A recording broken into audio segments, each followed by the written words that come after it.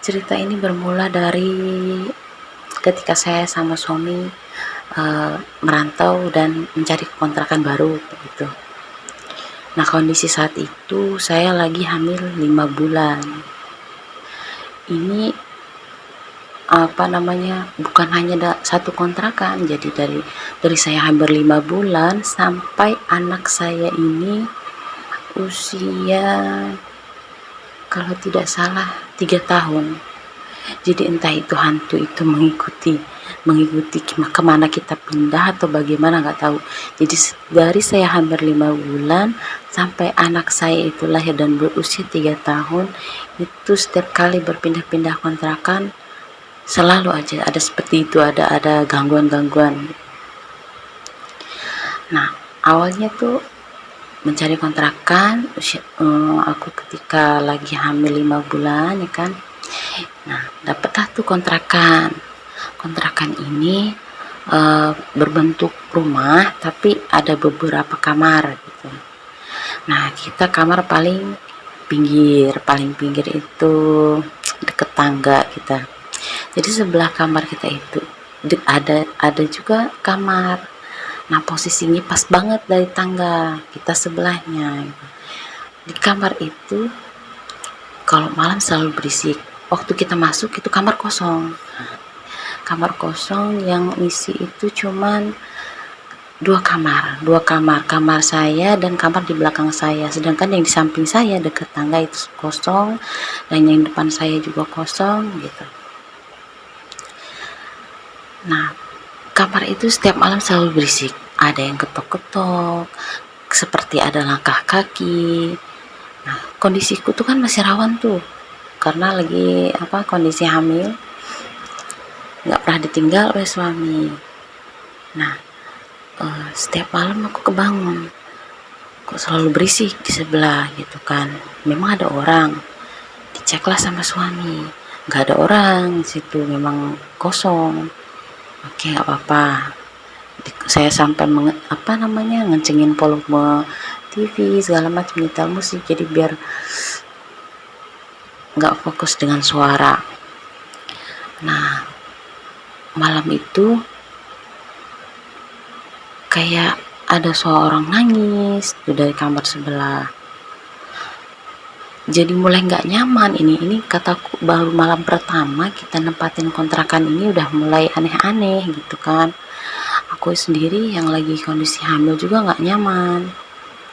Terus suami muatin nih, oke nggak apa-apa gitu kan. Nah, besoknya ternyata ada tuh yang mau ngontrak di situ, ibu-ibu keluarga lah, berumah tangga gitu. Ngontrak di situ, anaknya ternyata malamnya nangis ngejerit-jerit minta pulang. Terus bingung dong, malam-malam nggak mungkin langsung keluar gitu, baru menepati kontrakan sebelah itu semalam masa langsung pulang gitu. Nah, besok paginya itu akhirnya bebenah lagi ngangkut barang-barang. Jadi itu yang ngontrak satu keluarga itu cuma satu malam doang. Besoknya, keesokan paginya lagi, ada lagi tuh yang ngontrak di situ. Para pekerja. Yang ngontrak di situ para pekerja, banyak lah, ada beberapa orang, laki-laki semua. Malam mereka nyetel musik dari handphone itu kencang-kencang semua ya kan. Kataku, itu mereka nggak bisa tidur atau gimana gitu. Jam menunjukkan jam 2 dini hari masih aja ya nyetel musik. Ternyata keesokan paginya desas-desus, mereka pada nggak bisa tidur. Hawa di kontrakan itu kok berasa panas katanya, terus mereka tuh dikagetkan ketika turun tangga atau naik tangga, selalu ada yang berdiri di situ, seorang nenek.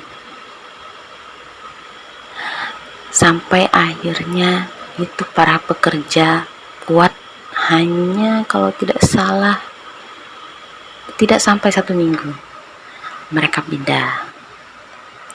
Akhirnya kosong lagi lah itu kontrakan tersebut di samping saya itu. Nah, besok malamnya saya yang ngalamin. Jadi antara antara nyata dan tidak. Jadi saya kondisi sudah ngantuk, mau tidur ya kan. Jadi saya ngelihat kayak ada nenek berkebaya hijau, dia masuk ke kamar gitu. Masuk ke kamar tapi tidak membuka pintu, dia menembus pintu masuk ke kamar, terus datang nyelimutin saya gitu, nyelimutin sambil ngelus perut saya itu. Di situ saya ketakutan, tapi mulut ini nggak bisa ngomong gitu. Saya cuma istighfar dalam hati, astagfirullahaladzim, ini apa gitu, nyata apa enggak. Tapi hanya sebentar, gak lama dia keluar gitu. Bener-bener gak buka pintu. Setelah dia keluar, aku baru bisa ngomong. Saya baru bisa ngomong ke suami, tadi tuh ada ini nih, aku jelasin. Keesokan paginya itu ada lagi tuh yang datang ngontrak, tapi bukan yang di sebelahku, dia ngontrak di bagian depan. Yang orang kontrakan di bagian belakang, ternyata dia itu juga sama ngerasain ada yang aneh juga di kontrakan di sebelahku itu. Kalau malam katanya suka berisik, ada yang nyanyi begitu, tapi aku nggak dengar itu. Nah, ngontraklah di bagian depan. Itu pun nggak bertahan lama, ribut terus dengan suaminya. Dia berkeluarga juga, ribut terus dengan suaminya. Ada aja masalah itu. Padahal katanya sebelumnya nggak pernah kayak gitu, ribut terus setiap hari. Sampai akhirnya mereka pindah juga dari kontrakan itu. Jadi di kontrakan itu yang bertahan lama saya dan yang ngontrak di bagian belakang saya itu. Ternyata pas kita ngobrol dengan yang ngontrak di bagian belakang, desas-desusnya sih sama. Nih malamnya itu kita mendengar berisik di kamar sebelah, tapi nggak ada orangnya. Dia ngedengar ada yang nyanyi gitu, macam-macam yang kita dengar. Nah sampai akhirnya saya bilang sama suami, ini nggak bisa kayak gini gitu. Saya ini udah mau lahiran, usia kandungan saya ini udah makin lama makin besar, saya khawatir kayak gitu kan. Saya khawatir. Terus kata suami, sabar dulu aja sampai anak ini lahir gitu, nanti kita akan pindah lagi cari tempat yang baru begitu, karena kondisi saya sudah tidak memungkinkan untuk pindah-pindah lagi karena sudah hamil besar ya kan.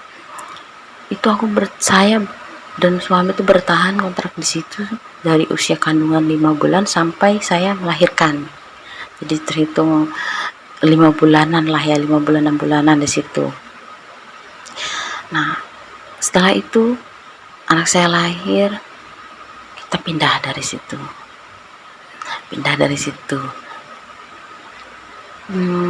Kalau tidak salah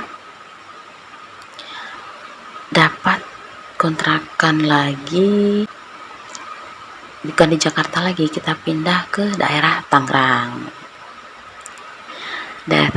ya kan. Ada berapa kontrakan di situ. Ini bukan bentuk rumah, ini memang ada beberapa kontrakan, ada 6 pintu lah, ada 6 pintu. Nah yang 5 pintu berjejer, ada 1 pintu tuh misah. Kita masih nempatin yang kamar yang berjejer 5 pintu nih. Tadi kamar nomor 2. Malam pertama nggak apa-apa, aman gitu kan. Malam kedua juga aman. Terus di malam kalau tidak salah yang di malam kelima, suamiku keluar. Ini anakku nih udah lumayan aktif kan, dia. Terus aku mau makan, naruh nasi di piring. Nasi itu nggak terlalu panas, seperti biasa orang kadang naruh nasi panas aja dalam piring beling nggak apa-apa, aman kan. Itu nggak panas, anget. Nasi itu aku taruh di atas meja ya kan, meja di bagian dapur, karena nggak terlalu besar kontrakannya jadi nampak oleh mata gitu kan. Itu nasi masih dalam keadaan utuh di atas meja. gak ada yang benar masuk karena di situ ada saya dan anak saya yang masih kecil ini di kasur, ya kan. Suami gak ada nih. Kemudian aku mau makan. Pas suapan pertama aku lihat, loh ini di nasi ini kok ada jarum. Nah, jarum pentul yang biasa dipakai untuk hijab, jarum ada 2 biji. Aku korek-korek lagi tuh, takut ada lagi. Ada 3 ternyata, 2 jarum pentul, 1 jarum untuk jahit. Loh kok ini ada beginian? Hampir aku makan 1 suap itu ada jarum pentul masuk tenggorokan, itu bahaya, ya kan. Aku langsung astagfirullahaladzim, aku balikin itu piring dan meja, balikin piring dan meja. Tiba-tiba piring itu pecah sendiri dan meja nggak ada apa-apa, ya kan. Aku nggak naruhnya juga pelan. Gak lama dari aku naruh itu, piring itu pecah sendiri. Ini sebenarnya aku cerita ini merinding. Piring itu pecah sendiri. Aku karena ngejaga nih anak-anakku masih kecil, akhirnya aku ngedeketin anak, aku deket dia gitu. Aku kencengin volume TV. Gak lama ada yang ngetok pintu, tok kayak gitu tuh. Gue kira suamiku datang, dibukain, gak ada orang, celingak-celinguk. Dilihat udah jam 10 malam, ya jam 10 malam pas. Oh, ada orang. Gue kira udah tutup lagi, gue kira anak-anak kan biasa, anak-anak kan ada di samping kontrakan itu memang ada sedikit jalan. Gak lama, selang beberapa menit ketok lagi tuh, tok. Aku inti bayar odeng, pelan-pelan, takutnya anak-anak iseng. Benar-benar gak ada orang, gak ada siapa-siapa, dan gak ada suara kedengeran anak-anak itu ketika ketok pintu. Kalau dia iseng dia lari, gak ada. Benar-benar itu gak ada orang sama sekali. Dan yang ketiga kali aku gak bukain pintu. Ketokan yang ketiga kali aku gak bukain pintu, aku diam di pojokan sambil ngegendong anak sampai suamiku itu pulang. Aku cerita ke suami, tadi tuh aku makan ada jarum, kataku. Nggak tanggung-tanggung ada 3 jarum, terus aku taruh piring di atas meja, dia pecah sendiri, kataku gitu. Terus ada yang ngetok pintu 3 kali, aku nggak tahu itu siapa. Dibuka nggak ada orang, kirain kamu, kataku gitu kan. Yaudah, kata suami, itu ada kontrakan satu lagi itu yang misah, itu kan dekat dengan rumah tetangga, nanti kita pindah ke sebelah situ saja gitu.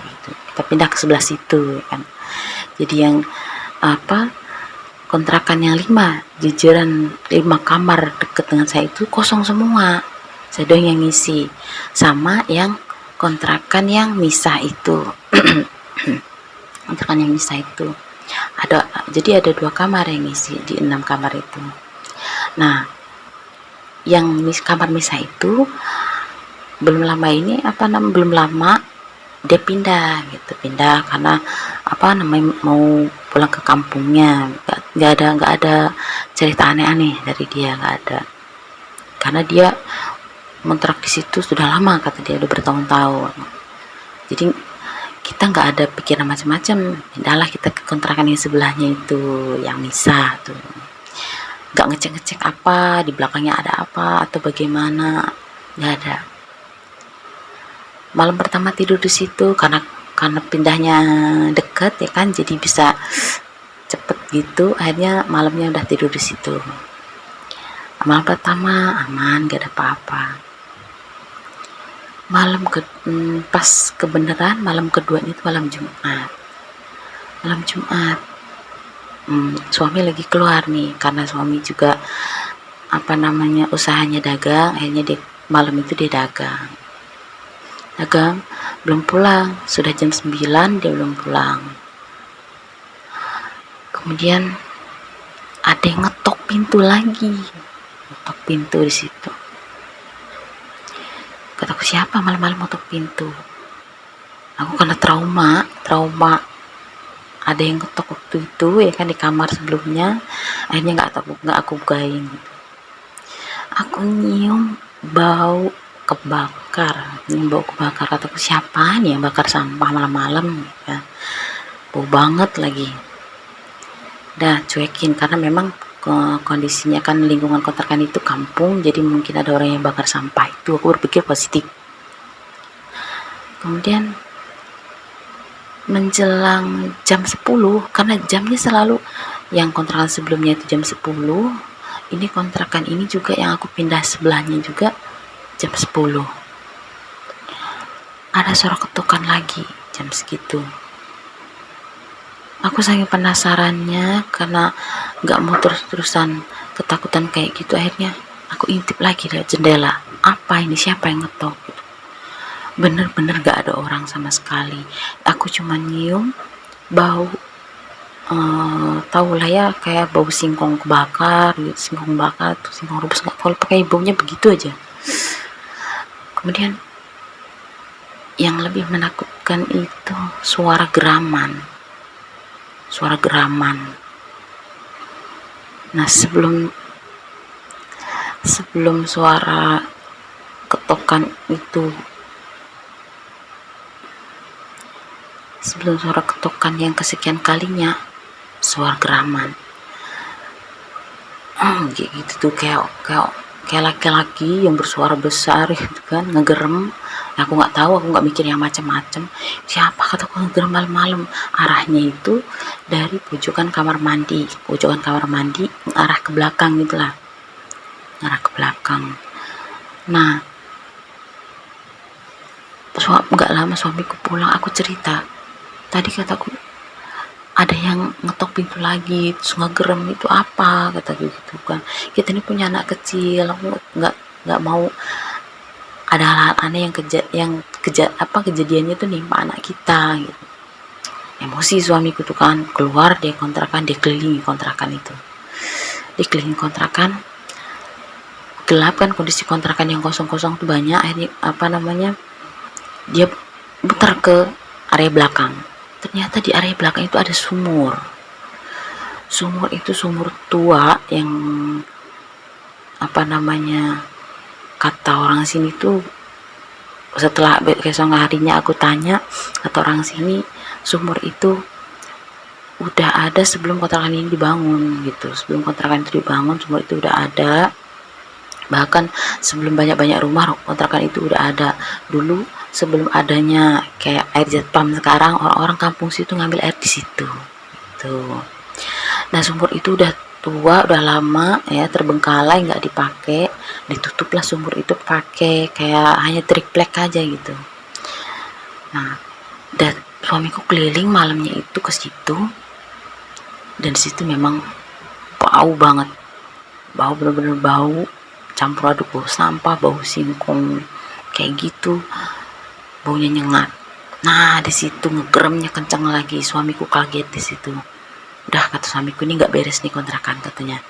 Masuk ke kamar, dia nyamperin kita berdua, mana aku tuh, besok kita pindah, jangan di sini lagi, ini udah nggak beres, katanya. Sabar aja sampai besok pagi gitu. Akhirnya mikir lagi kemana nih nyari kontrakan gitu kan. Nyari kontrakan, dapatlah itu kontrakan nggak jauh dari situ lagi kontrakannya. Ini anakku udah mulai main gede ya kan, udah mulai aktif juga, terus aman. Malam pertama, malam kedua gitu, pas tepat jam 10 malam lagi aku digangguin lagi. Di malam yang keberapa ya, aku lupa tuh, yang terakhir itu kontrakan yang di daerah Tangerang itu kontrakan terakhir yang aku pindah. Di situ tuh sama, aku digangguin juga. Kali ini aku diketawain. Jadi jam 10 pikirkan masak-masak apa gitu, jadi buat besok paginya itu biar aman kayak gitu kan. Aku biasa masak, pintu di bagian dapur sengaja aku tutup biar baunya tidak keluar ke ruang tamu ya kan. Gak lama sambil masak, aku diketawain. Jadi dari dapur itu ada kayak ventilasi kecil-kecil gitu kan, lubang kecil biar udara keluar masuk gitu. Aku diketawain dari situ, jelas banget suara cekikan Mbak Kunti ini kayaknya gitu, cekikannya. Aku saking kagetnya, aku kayak mental gitu ke belakang, nabrak pintu dapur kebuka. Suami kaget, ada apa? Tadi diketawain kataku gitu dari situ. Ini kontrakan yang kesekian kalinya kita ini katanya pindah. Ini hantu-hantu dari Jakarta pengikutin kata dia ke Tangerang atau bagaimana gitu. Kok dari kontrakan sebelumnya kita digangguin terus gitu. Dan gangguannya bermacam-macam, bahkan sampai menyakitin kata suami. Kita salahnya di mana? Nah, habis itu keesokan paginya aku mikir, kita nggak mungkin pindah-pindah terus kontrakan kayak gini. Udahlah kataku gitu kan, bismillah aja, mudah-mudahan gak ada apa-apa lagi kataku gitu kan. Anak kita tuh udah mulai gede kataku kan, jadi mudah-mudahan nggak ada lagi kayak gitu. Aku dan suami udah capek mau pindah-pindah laginya gitu kan. Setiap pindah ke kontrakan pasti ada aja gitu gangguan. Nah, apa namanya, suamiku tuh dapat kerjaan baru, terus minta kita tuh untuk pindah ke kontrakan ke Jakarta lagi, ikut ke Jakarta lagi ya kan. Kataku, ya udah, kita jangan dulu ke sana kataku gitu, cari dulu kontrakan, setelah siap baru kita pindah gitu. Ikutlah kita dengan suami, kata suami, oh ini udah temu kontrakan gitu sama teman yang nyari. Ya udah, gimana kontrakannya, aman gak gitu? Aman, lingkungannya banyak orang kok gitu kata dia. Terus ada kamarnya juga katanya enak. Oke, ya udah. Nah, nyusullah kita itu ke Jakarta dengan suami. Dan dapatlah kontrakan itu. Kontrakan hanya 2 pintu sih, tapi posisinya yang kita tempatin memang di bagian pinggir deket jalan. Nah, ada lagi kontrakan satu yang kosong di pinggir kita gitu. Dia tuh kayak kontrakannya mojok banget gitu, jadi nggak ada ventilasi keluar masuk. Lalu aku nanya sama suami, lo kok ini ada kontrakan kosongnya, kenapa nggak bilang kalau kosong nggak mau kesini gitu. Aku memang nggak bisa ngelihat, tapi aku tuh ngerasain kalau misalnya ini ada sesuatu yang nggak nyaman pasti ada gitu. Ini kontrakan kataku nggak enak. Ya udahlah, orang dapatnya ini kata suami kan, nggak apa-apa. Jadi kontrakan di Jakarta tuh yang murah susah katanya, dapatnya ini. Ya udah, bertahan tuh kontrak di situ dari anakku tuh umur setahun ya kan, sampai sekarang sampai dia umur berapa ya kemarin, 3 tahun, sampai umur 3 tahun pokoknya aku pindah tinggal di situ. Berarti lumayan lama, tapi memang banyak juga itu gangguan di situ. Cuman karena udah kebanyakan gangguan sebelumnya dan udah mulai lelah, capek untuk pindah-pindah, akhirnya bertahanlah di situ.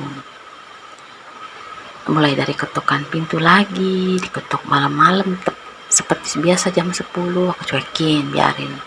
Mana waktu itu kan suami dapat kerjaan baru, selalu kerja di luar kota, jadi aku selalu ditinggal selama 1 bulan baru pulang, 2 bulan baru pulang gitu, dengan kondisi punya anak kecil.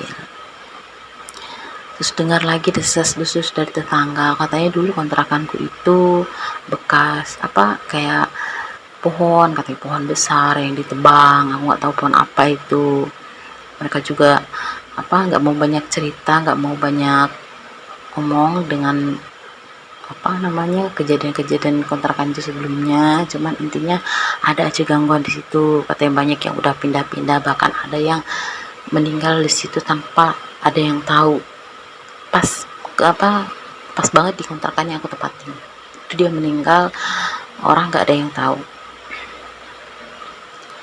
Terus gangguan itu ke anakku, itu yang menyedihkan. Terakhir itu ngontrak itu gangguannya ke anakku, sakit terus kalau malam tepat jam 12 malam dia selalu nangis. Dia ngeliat-ngeliat ke atas, itu ada, itu udah bisa ngomong dia, ada itu apa nak, ada apa, itu katanya mata merah begitu terus kan, sampai diantar ke rumah sakit berobat. Anakku tuh masih aja, kata dokter nggak ada sakit apa, paling demam aja biasa, mau batuk pilek gitu, dikasihlah obat, tapi tetap aja anakku nggak sembuh. Nah besok malamnya begitu lagi, rewel, mana kondisi kan suami nggak ada. Aku telepon suami, gimana bisa pulang nggak, ini anak kita nih sakit, tapi kata dokter nggak sakit apa-apa gitu, cuman batuk pilek, udah dikasih obat kok nggak sembuh-sembuh. Badannya itu kalau siang dia aktif gitu, biasa main makan, kalau malam dia kayak demam gitu kataku, terus ngigo terus. Dia ngeliat ke langit-langit selalu bilang ada mata merah. Terus besok malamnya lagi pas malam Jumat jam 12 tuh, anakku tuh diganggu selalu jam 12 malam. Setiap jam 12 malam dia nangis, dia selalu nunjuk ke atas.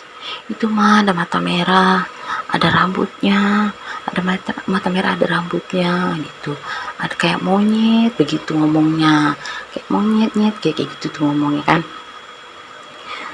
Apa itu dalam hati, udah nggak apa-apa gitu, aku sambil nenangin, nggak apa-apa, biarin aja ya monyetnya gitu, aku bilang gitu sambil meluk anakku. Lampu semua aku nyalain, padahal itu kontrakan rapet, tetangga kiri kanan rapet gitu, nggak kayak kontrakan sebelumnya agak jauh dari rumah gitu. Ini nggak rapet semua, depan kiri kanan tuh ada rumah semua, jadi banyak orang gitu istilahnya. Tapi memang kontrakan sebelah itu yang mojok yang nggak ada ventilasi itu kosong terus di situ. Setiap ada yang ngontrak di situ nggak nyampe 1 bulan pindah, ada yang ngontrak di situ cuma ngabisin 1 bulan pindah. Jadi aku tuh ngerasain gangguan tuh di kontrakan yang terakhir ini ke anakku gitu, bukan ke kita lagi, ke anakku nih. Dia tiap malam, akhirnya sampai dia setiap malam jam 12 malam itu selalu nangis, selalu nunjuk ke atas kayak gitu. Sampai akhirnya ke dokter aku udah nyerah karena anak ini demamnya gak hilang gitu, gak turun. Sampai akhirnya ada yang nyaranin, ya udah ke orang pintar aja kayak gitu. Emang bisa? Kalau bisa, datanglah yang katanya dia ini kayak ustadz lah gitu. Ke orang pintar ini katanya anakmu mata batinnya kebuka. Menurut kataku, berarti kalau mata batinnya kebuka anakku bisa ngeliat dong. Iya. Terus gimana gitu ustadz, tolong dong, apa anak ini kalau bisa ditutup aja gitu, gak tega saya, tiap malam dia nangis jam 12 malam, nunjuk aja gitu di kamar saya itu, di langit tunjuk ada mata merah kata dia gitu, ada rambutnya kayak monyet gitu, apa.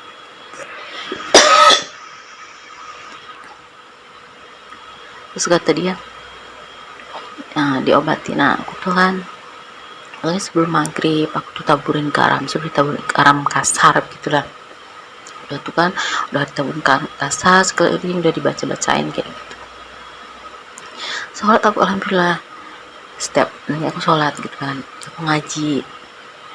Cuman gangguan itu selalu datang tiap jam 12 malam nih di kontrakan yang terakhir ini pindah. Yang gangguan aku tuh selalu jam 12 malam. Itu berlangsung beberapa lama lah, itu hampir 1 tahun tuh berlangsung. Entahnya dia sakit sembuh ya kan, gak lama 2 minggu, selang 2 minggu sakit lagi, begitu lagi jam 12 malam kebangun lagi nangis, sampai dia umur 2 tahunan itu kalau nggak salah ya, sampai umur 2 tahunan karena kita pindah dari Tangerang ke Jakarta lagi itu dia udah umur 1 tahun, umur 2 tahunan itu. Akhirnya mungkin karena udah aktif main kan, udah mulai bisa kekebalan daya tahan tubuhnya gitu kan. Akhirnya ini anak aman tuh, kataku, benar mata batinnya udah tutup gitu kan. Ternyata enggak, belum, dia masih bisa lihat. Setiap ada yang ada pemakaman dia selalu nunjuk ada sesuatu di situ. Terus nih, jadi kalau ada yang meninggal kita nggak mau lewat depan rumahnya, kita selalu putar balik, mending kita cari jalan lain, soalnya dia pasti bakal nangis malamnya, dia pasti bakal nangis. Akhirnya kita ajak anak ini keliling-keliling atau apa, kita alihin dari situ. Kita mulai kita alihin kemana, setiap malam nyetel murotal sampai pagi setiap malam sampai sekarang. Tapi aku udah pindah dia dari kontrakan itu karena memang kondisinya udah nggak memungkinkan untuk ditempati, karena pengap juga iya, bukan masalah gangguan waktu itu, karena pengap. Akhirnya aku pindah ke tempat yang baru sekarang ini, dan sampai sekarang alhamdulillah anakku udah umur 4 tahun, dari kontrakan sebelumnya umur 2 tahun pindah lagi ke sini. Itu dari aku hamil 5 bulan sampai anakku ini umur 4 tahun gangguan terus-terusan itu. Umur 2 tahun nih, sampai anak umur 2 tahun, terus aku pindah lagi di kontrakan baru sekarang, alhamdulillah itu udah aman, gak ada gangguan apa-apa lagi. Dan anakku ini udah gak ngomong-ngomong apa-apa lagi, udah kayaknya mungkin udah gak ngeliat tuh gimana, gak tahu juga saya. Jadi dia sekarang udah banyak main. Ya segitu aja ceritanya. Jadi dari beberapa kontrakan, bukan hanya satu kontrakan gitu, misteri kontrakan baru itu.